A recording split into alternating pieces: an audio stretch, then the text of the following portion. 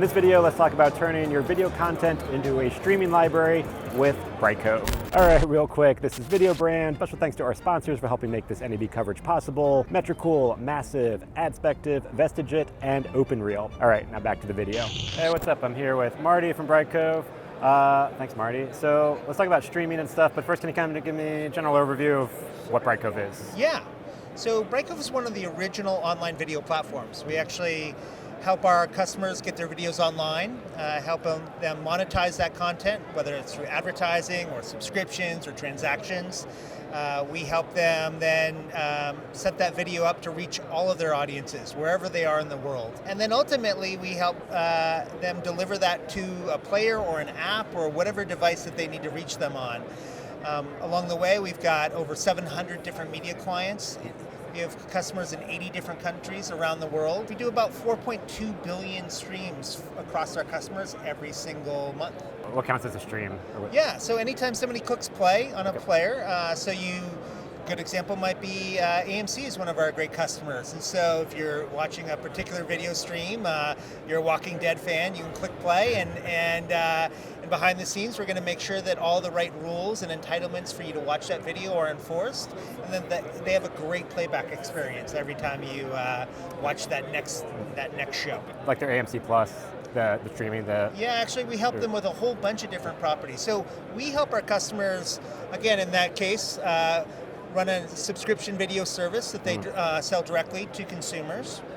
We also help them with their ad-supported videos as well, so they're monetizing. We help them with their what's called TV Everywhere. So if you subscribe to a big cable operator like a Comcast or DirecTV and you authenticate through their mechanism, we help make that happen as well. So it's kind of a full range of support across their entire ecosystem. So wherever they want to deliver videos, we're going to make sure that happens. And so you're doing are you seeing a bigger shift into fast streaming, so ad-supported kind of streaming? Is that sort of a big growing area? Yeah, in fact, we just today announced a new partnership with a company called Frequency that does a lot of that fast distribution. So for our customers, what's great about it is we set up all their videos to go to their own and operated apps and their websites. But now what we can also do is, through this partnership, set up that same content in a linear playout, like that linear channel, help them go to all the different destinations they might want to distribute that content to. So maybe it's Roku, maybe it's Freevee, there's 33 different fast networks that are in the market today. Help them get that content there. The last thing we can help them do is we can actually help them monetize that content. So some of those fast platforms actually have it's called an inventory share. So I get to keep 2/3 of the ad spots, you get 1/3 of the ad spots. Well, if I'm the content provider, am I filling all 2/3 of those ad spots? We actually have another partner, we call it Brightcove Ad Monetization. We partnered with a company called Magnite. They're one of the biggest sell-side ad platforms in the world today, and they can take that extra inventory that's not getting filled, then go out to the whole ad ecosystem and find a good ad for that spot. Make sure you're monetizing that particular piece. Okay. And you mentioned AMC, and you think some of these bigger brands that have streaming, but at what point, if you're a smaller operation, at what point can you feel like you have enough content where you could stream or monetize? What's that tier? Yeah, we have customers all across the range, actually, and it's really interesting. You think about big brands like that, but you also think about we have customers that we call them fan brands, right? So this might be the Boston Symphony Orchestra. Mm-hmm. This might be MLS. These are all particular organizations that have kind of this rabid fan base that loves their content. Not that you associate the symphony with rabid, but of that spirit. And so the idea would be, how do they best reach their customers? And so sometimes, it doesn't take a lot. It only takes a couple hundred hours of content to put together a good channel that runs over time and can repeat itself, because most users actually pop into those services only for an hour or two. Mm-hmm. And so it's not like they're actually going to be watching the full 24 hours of content all the time. No, also you're doing streaming or OTT or some sort of streaming network platform, but there's also the aspect of you could host a video for website embedding, right? That's right, exactly right. That's sort of the original... That's exactly where Brightcove started, was that original idea of how do we get a player embedded into that website. And then it's only grown more sophisticated since that time. It used to be simple web playback, now it's web and apps, and now ultimately most video is delivered over IP. We're moving away from satellite delivery. We're moving away from most cable systems are IP-based delivered. And so we work with a whole range of customers. We just did the World Cup with Sky Mexico. What a great event for them. Drew in a whole bunch of audience members. We made sure we could scale into all those live events to maximize and make sure that they had a flawless viewing experience. So kind of a full range of, you used to think about that as a traditional broadcast or a cable network, or in this case, a satellite network. But now it's all being delivered over the internet. So, how does discovery, in the sense of like a video hosted on Brightcove, but like where can that play along with hosting some content or something on YouTube to tap into like video SEO, or like how does that kind of ecosystem come into play? Super important. We help our customers syndicate their content to a YouTube and to Instagram and to all the different social networks. It's really important. It's a key part of the social discovery mechanism. So the audience is sitting in those environments. You want to typically run promotional content into those environments, so there's pros and cons. It's a great way of drawing awareness to your content so that you can route them back into your own site or your own apps. There's some downsides to it though. You don't own your audience. You don't own any of the data about your audience. It's tough to monetize. Sometimes, you can get a check from YouTube if they're running advertising against it and you have enough scale. But is that relative to the amount of monetization you could get on your own website? And so it's always a balance of how much promotion are you doing? You have to be on YouTube. It's the #2 search engine in the world.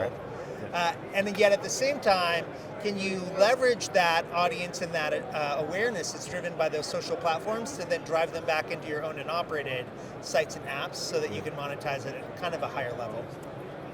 This sounds like data comes into play, and I think you have a lot of data in the back end, and like how can you kind of use data to learn about your content or help monetize your content? How does that come into play with Brightcove? Super important. So we have an entire product line we call Audience Insights, and it's really about bringing data together, not just from the video player, which we have lots of data about what's going on with the video player, but we actually pull in data from the subscription management system, all the payment processors, what kind of transactions that actually happened with it. What about all the app stores that we're actually in? We can pull that data in as well. So harmonizing all that data together, so you really understand what's the most effective marketing tactic that we could use to acquire new audience members.